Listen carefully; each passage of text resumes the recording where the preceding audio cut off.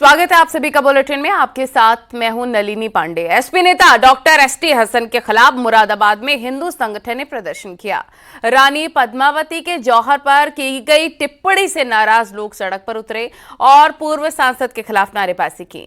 इन लोगों ने एसटी हसन के खिलाफ मुकदमा दर्ज करने की मांग भी की है।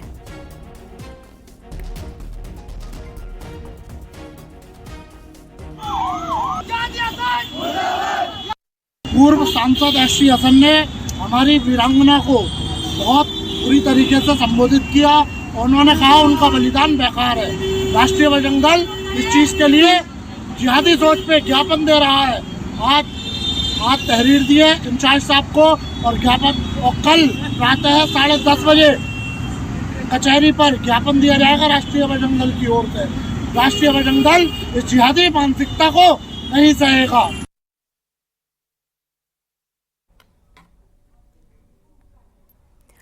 और डिप्टी सीएम ब्रजेश पाठक ने मिल्कीपुर विधानसभा उपचुनाव में बीजेपी की जीत का दावा किया है। उन्होंने कहा है कि मिल्कीपुर में मंत्रियों और संगठन की टीम तैनात है। बीजेपी मिल्कीपुर उपचुनाव जरूर जीतेगी। उन्होंने कहा कि समाजवादी पार्टी के गुंडाराज और अराजकता को प्रदेश की जनता देख चुकी है। ऐसे में सपा जनता के बीच अपना भरोसा हो चुकी है। प्रयागराज महाकुंभ को लेकर उन्होंने कहा कि महाकुंभ की बड़ी तैयारी है। स्वास्थ्य से लेकर हर विभाग महाकुंभ आयोजन को लेकर मुस्तैद है। चुनाव के लिए जिस तरीके से भारतीय जनता पार्टी वहां लगातार घेराबंदी कर रही है, मंत्रियों की भी ड्यूटी लगा दी गई है, आप लोगों के लगातार दौरे हो रहे हैं, किस तरह से देखते हैं? देखिए, मिल्कीपुर उपचुनाव भारतीय जनता पार्टी जीतने जा रही है। जनता का आशीर्वाद, जनता का समर्थन, सर्व समाज का झुकाव भारतीय जनता पार्टी के साथ है और आप देखेंगे भारतीय जनता पार्टी मिल्कीपुर उपचुनाव एक तरफा जीतेगी। सर, महाकुंभ में अलग अलग विभागों ने तैयारी की है, आप लोग लगातार मॉनिटरिंग भी कर रहे हैं। स्वास्थ्य विभाग ने भी बड़ी तैयारी की है, किस तरह की तैयारी? पूरी तैयारियां मुकम्मल हैं। स्वास्थ्य विभाग ने हर स्तर पर तैयारियां की हैं। बड़े अस्पताल से लेकर छोटे अस्पताल तक बनाए गए 100 बेड, हर सेक्टर में 20 बेड्स, इस अरेल और झूसी क्षेत्र में 25 बेड के अस्पताल, लगभग 125 एम्बुलेंसेज, बड़ी संख्या में चिकित्सक पैरामेडिकल की तैनाती की गई है। एयर एम्बुलेंस के साथ साथ जल एम्बुलेंस भी उपलब्ध है और कहीं कोई दिक्कत न हो, इसलिए हम पूरी तैयारी से साथ लगे हुए हैं। सर, अंतिम सवाल है, समाजवादी पार्टी के मुखिया अखिलेश यादव ने बैठक की है और सीधे तौर पर कहा है कि बूथ स्तर पर संगठन को मजबूत करना है, वो अपनी तैयारी कर रहा है। कुछ भी कर लो कोई फर्क नहीं पड़ेगा, उनकी गुंडई अराजकता से लोग अच्छी तरह वाकिफ हैं। बिल्कुल।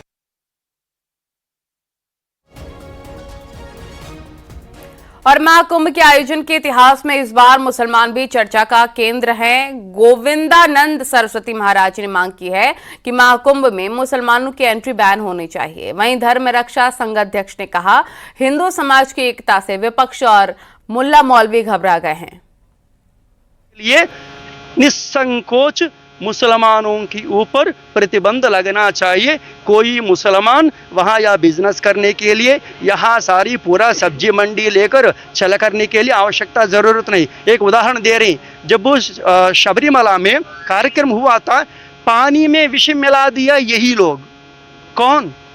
हिंदू लोग स्नान करने के समय खाने की चीजों में विष मिलाकर दे रही हैं। ऐसे विष मिलाकर देने वाले लोगों को राक्षस नहीं बोलता, वो क्या बोलेंगे? इसीलिए मुसलमान लोग हमारा पवित्र कुंभ में आने के लिए कोई जरूरत नहीं है।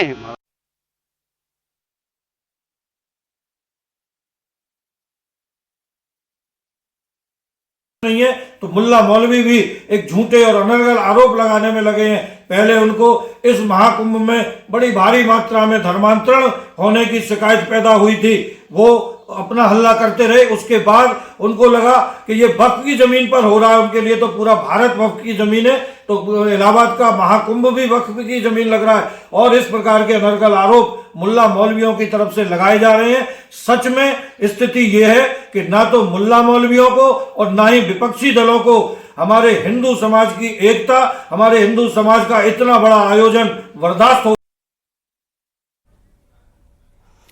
महाकुंभ में स्नान पर एसपी सांसद वीरेंद्र सिंह के बयान पर सियासी संग्राम मचा है। बीजेपी ने एसपी नेता के बयान पर निशाना साधा। बीजेपी सांसद भोला सिंह ने पलटवार करते हुए कहा कि मां गंगा जीवन देने वाली हैं। सुनिए।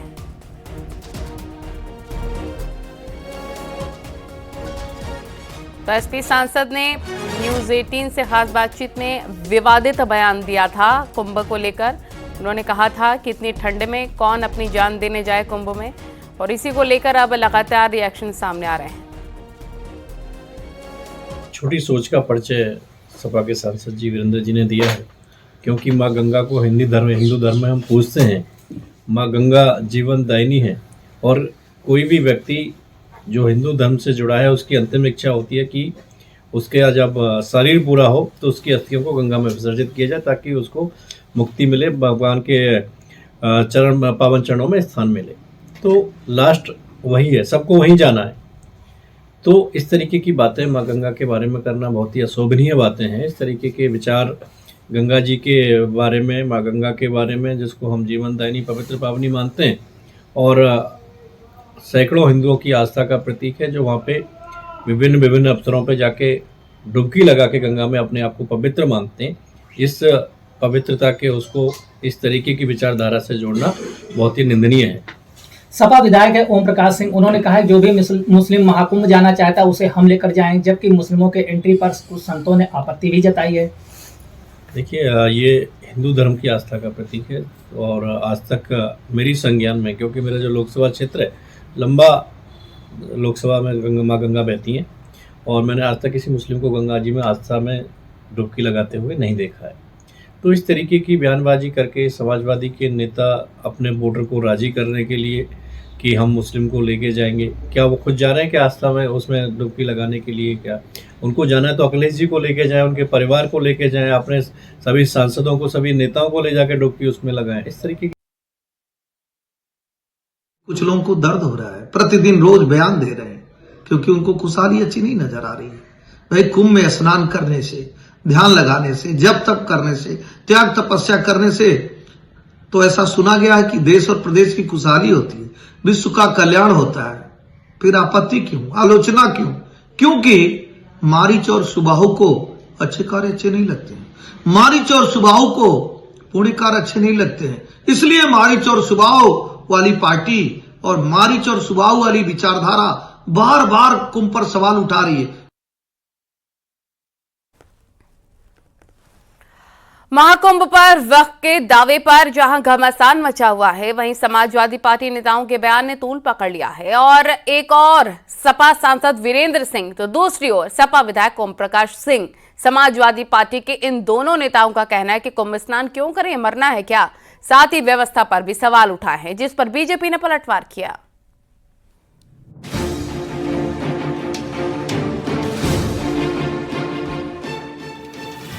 संगम नगरी महाकुंभ के लिए पूरी तरह तैयार है। मेला क्षेत्र लगभग बस चुका है, लेकिन कुंभ पर सियासत कम होने का नाम नहीं ले रही। एक सपा सांसद ठंड में महाकुंभ में कौन नहाने जाएगा कहकर कुंभ जाने से इनकार कर रहे हैं, तो उनके विधायक कहते हैं कि कुंभ नहाकर मरे आदमी, पानी खराब, व्यवस्था खराब। इतना जड़वत बा कि हम का करे जाई वहाँ मार दी ठंडी तो किए दवाई करी। पानी का आस्था ज्यादा है, मैंने जान बचल रही तब ने नहाई। आम आदमी से पूछते नहीं, कुंभ नहाइए, कुंभ नहा के मरे आदमी, पानी खराब, व्यवस्था खराब, पैसा सब लूटा जा रहा है और कोई व्यवस्था नहीं है। यानी समाजवादी पार्टी इतने बड़े आयोजन की व्यवस्था पर सवाल उठा रही है। हालांकि विधायक सांसद ही नहीं बल्कि अखिलेश यादव भी इस पर सवाल उठा चुके हैं, लेकिन सरकार का कहना है कि जिसकी जैसी भावना हो। लेकिन इस बार 50 करोड़ श्रद्धालु महाकुंभ में डुबकी लगाएंगे। हो सकता है कि उनकी श्रद्धा भाव न हो और न जाए, लेकिन मुझे लगता है कि 50 से 60 करोड़ श्रद्धालु, जितनी विभिन्न देशों की, ज्यादातर देशों की विश्व में आबादी नहीं है, इससे कम आबादी के देश हैं, उतने श्रद्धालु आकर के इस महाकुंभ में श्रद्धा की डुबकी लगा करके ईश्वरी कृपा प्राप्त करने का इसी सनातन संस्कृति के अंतर्गत काम करेंगे। सरकार की तैयारी पूरी है, लेकिन जिस व्यवस्था पर समाजवादी पार्टी के नेता सवाल उठा रहे हैं वो कितनी मजबूत और सुरक्षित है, खुद प्रदेश के डीजीपी से सुनिए। पूरी सुरक्षा है, आप देखिए चाक चौकस व्यवस्थाएं हैं हमारे यहाँ पे। सारे हमारे मेला क्षेत्र जो है वो सीसीटीवी के द्वारा कवर्ड है और इसके साथ साथ हम ग्राउंड पे भी आप हमारे फुट सोल्जर रहेंगे और सादे में भी रहेंगे और हम पूरी तरीके से इक्विप्ड भी रहेंगे ताकि किसी तरह की कोई घटना कारित नहीं होने पाए। सेना का भी, अर्धसैनिक बल का भी सहयोग लिया जाएगा, जरूरत पड़ेगी क्या? ये तो विश्व का सबसे बड़ा आयोजन है। सभी लोग खुद पैरामिलिट्री के लोग आ भी चुके हैं, सेना के लोग यहाँ छावनी है। इन तमाम सियासी हलचल के बीच महाकुंभ का रंग अब संगम किनारे दिखने लगा है। साथ ही कई ऐसे पोस्टर भी जो विवाद को जन्म दे रहे हैं। दरअसल अतीक अहमद का कुंभ क्षेत्र में लगा पोस्टर भी चर्चा में रहा। हालांकि उसे प्रशासन ने हटवा दिया, लेकिन अतीक के इस पोस्टर में लिखा था अतीक का आतंक मुक्त प्रथम Prayagraj Mahakumbh.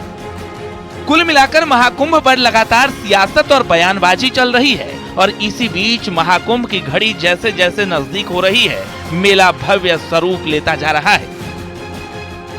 Bureau report, news 18।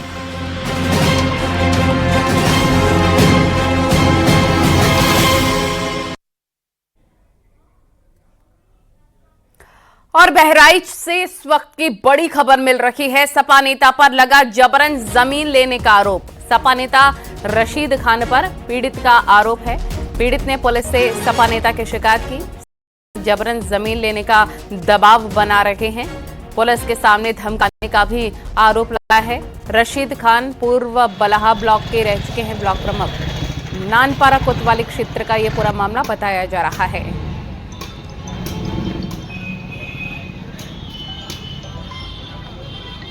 मैंने चौकी पर गया था, एप्लीकेशन दिया था, तो मेरी कोई सुनवाई नहीं हो रही थी। केवल पूछताछ होती, पुलिस दौड़ के आती है और मुझे पकड़ के ले जाती है, बुलाती है और मुझे मजबूर किया जाता है हर चीज़ में, मामले में।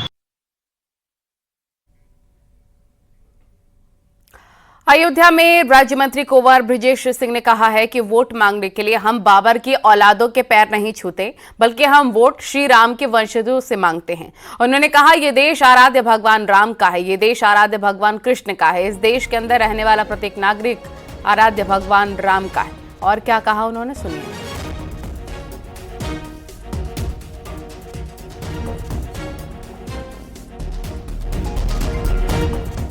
छाती ठोक के कहते हैं ये भारत है, हम भरतवंशी हैं, हम भगवान राम के वंशज हैं। ये देश जिसने भारत माता को अपनी मां माना है, ये देश जिसके आराध्य भगवान राम है, ये देश जिसके आराध्य भगवान कृष्ण है। इस देश के अंदर रहने वाला प्रत्येक वासी भगवान राम को आराध्य कहेगा।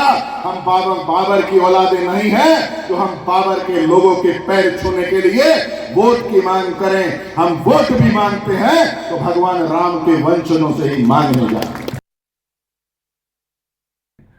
अगर आपको लगता है कि हम सिर्फ राम के वंशजों से वोट लेकर के सरकार बना लेंगे, ये आपका अपना विषय है सोचने की आपकी मैथमेटिक्स क्या है, हम नहीं जानते।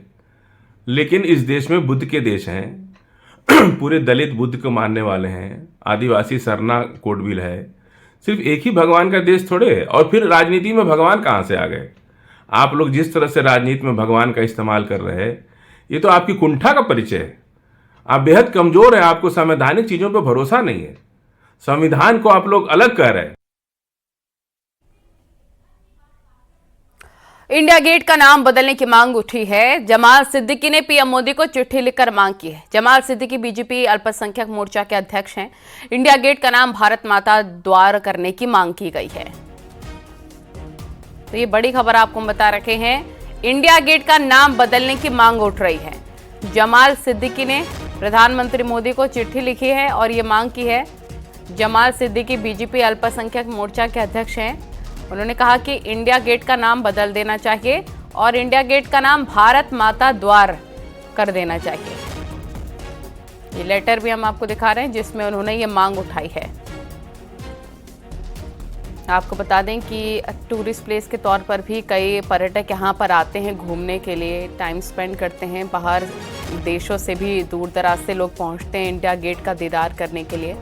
और अब बताया जा रहा है कि जमाल सिद्दीकी कह रहे हैं, जो कि बीजेपी अल्पसंख्यक मोर्चा के अध्यक्ष हैं, कि इंडिया गेट का नाम बदलकर उसे भारत माता द्वार कर देना चाहिए।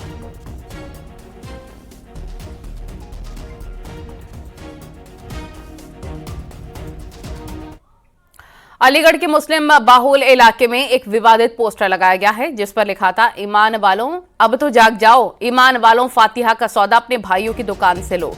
मामला कोतवाली नगर क्षेत्र में तेलीपाड़ा के शाहजमल का है। ये पोस्टर मुस्लिम समुदाय के लोगों ने लगाया। इलाके के पार्षद ने कहा, ऐसे लोगों के खिलाफ सख्त कानूनी कार्रवाई की जानी चाहिए। पूर्व मेयर शकुंतला भारती ने कहा कि इस तरह के पोस्टर लगाने वाले पाकिस्तान चले जाएं। मौके पर पहुंची पुलिस ने विवादित पोस्टर को हटवाया। साथ ही कहा कि तहरीर मिलने पर कड़ी कार्रवाई होगी।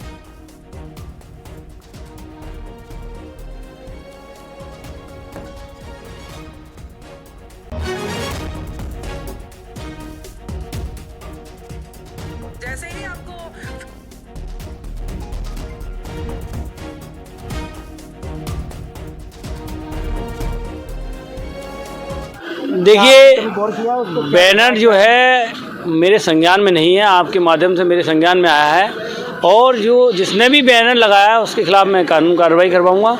ये संविधान के खिलाफ है। और देखिए, हिंदुस्तान लोकतंत्र चलता है।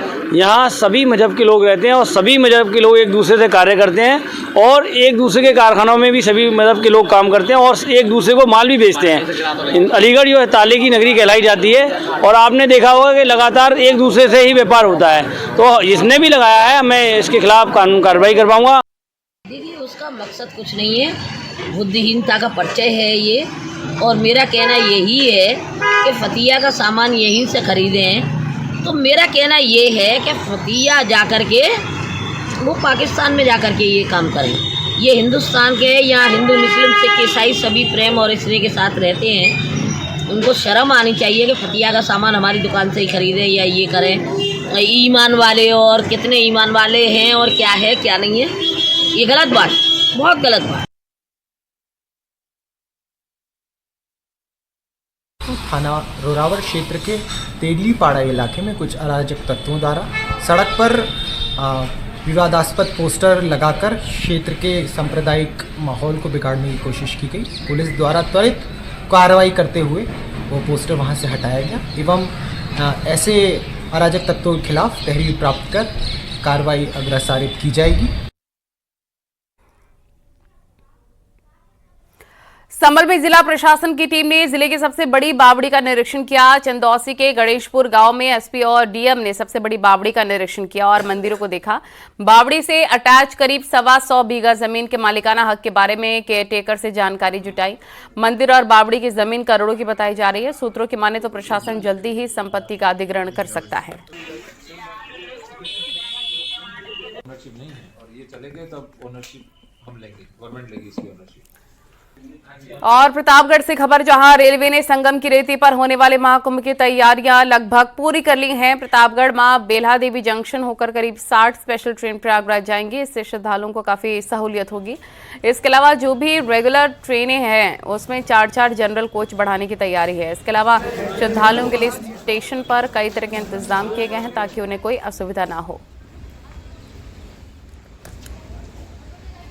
की रेती पर होने वाले महाकुंभ को लेकर रेल मंत्रालय की तैयारियां अंतिम दौर पर हैं। इस समय हमारी मौजूदगी प्रतापगढ़ रेलवे स्टेशन पर है और आपको हम सीधे तस्वीरें दिखाना चाहेंगे।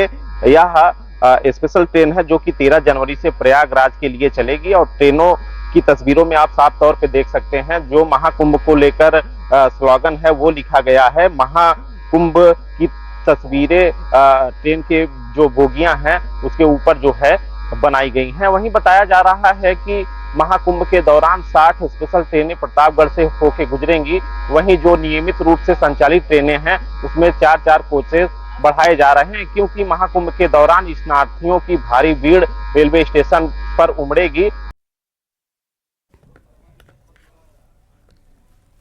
लोकसभा चुनाव में अच्छे नतीजों से उत्साहित कांग्रेस ने 2027 विधानसभा चुनाव की तैयारी शुरू कर दी है। विधानसभा चुनाव की तैयारी को लेकर कांग्रेस सक्रिय नेताओं को आगे करने का मन बना रही है। यूपी में कांग्रेस का मजबूत संगठन खड़ा करने और प्रदेश में कांग्रेस की लोकप्रियता बढ़ाने के लिए कांग्रेस के राष्ट्रीय महासचिव अविनाश पांडे 7 दिन का यूपी प्रवास करेंगे। साथ ही कांग्रेस संगठन के विस्तार के लिए पार्टी के नेताओं के साथ मंथन करेंगे। अविनाश पांडे 6 से 12 जनवरी तक उत्तर प्रदेश के 6 जोन में संगठन पर मंथन करेंगे।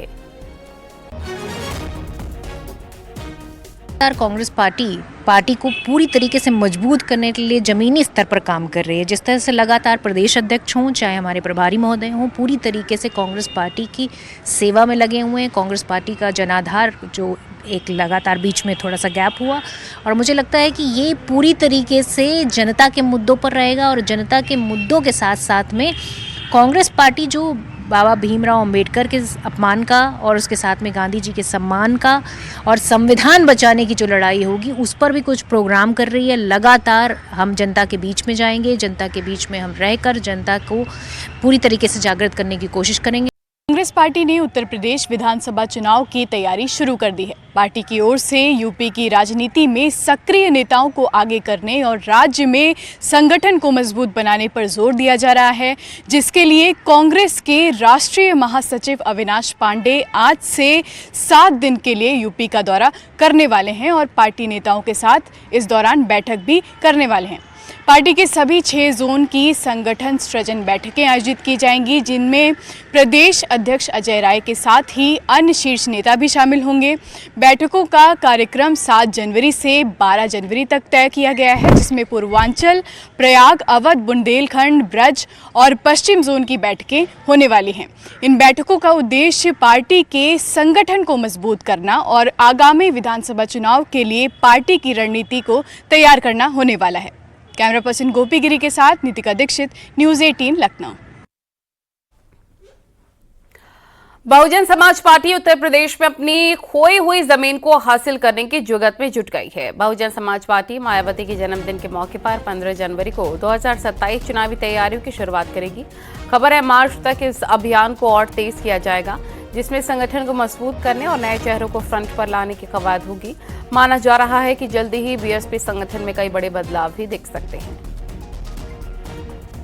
देखिए, आदरणीय मायावती जी को मैं जन्मदिन की अग्रिम बधाई देना चाहता हूं, लेकिन मैं समझता हूं बहुत देर हो चुकी है। दलित समाज जो है, चूंकि दलित समाज के लिए आदरणीय मायावती जी ने कुछ किया नहीं, इसलिए दलित समाज उससे अब खिसक करके अब इंडिया गठबंधन, इंडिया ब्लॉक और समाजवादी पार्टी के तरफ बड़ी आस उम्मीद भरी नजरों से देख रहा है। कुछ सालों से मायावती की पार्टी बहुजन समाज पार्टी का जिस तरह से डिक्लाइन हुआ है, जिस तरह से असफलता लगातार मिल रही है, तो अब उनके सामने ये एक बहुत बड़ी चुनौती, बल्कि मैं तो कहूँगा सर्वाइवल का सवाल है कि अगर अभी उन्होंने अपनी पार्टी को फिर से मैदान में नहीं उतारा, अपने कार्यकर्ताओं को उत्साहित नहीं किया, तो उनके लिए आगे अपनी पहचान बनाए रखना मुश्किल होगा। किसी भी सियासी पार्टी के लिए सबसे ज़रूरी होता है कि उसके पास बेस वोट मौजूद रहे। बहुजन समाज पार्टी वो पार्टी है जिसके पास एक मजबूत बेस वोट हुआ करता था, लेकिन अब उसी में बिखराव देखा जा रहा है।